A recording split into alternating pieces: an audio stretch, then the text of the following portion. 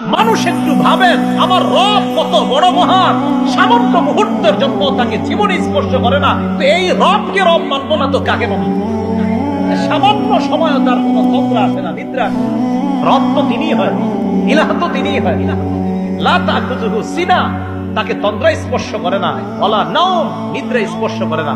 ইবনে মাজাহ কিতাবের নাম, হাদিসের কিতাব, 196 নম্বর হাদিসে আল্লাহ রাসূল বলেন, ক্বালা রাসূলুল্লাহ সাল্লাল্লাহু আলাইহি ওয়াসাল্লাম, আল্লাহ নবী বলেন, ইন্নাল্লাহা লা ইয়ানাম, নিশ্চয়ই আল্লাহ ঘুমান না, ওয়ালা ইয়ামবাগি লাহু আইয়ানাম, তার জন্য ঘুমানোর শোভাও পায় না।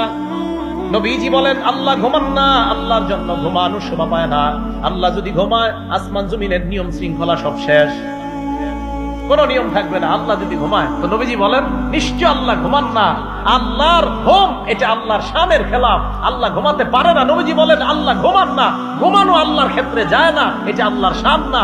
আল্লাহ সব সময় জাগ্রত, আল্লাহ চিরস্থায়ী। এই জন্য আসমান জমিন ওই অবস্থা আছে যে অবস্থা আল্লাহ রাখতে চান।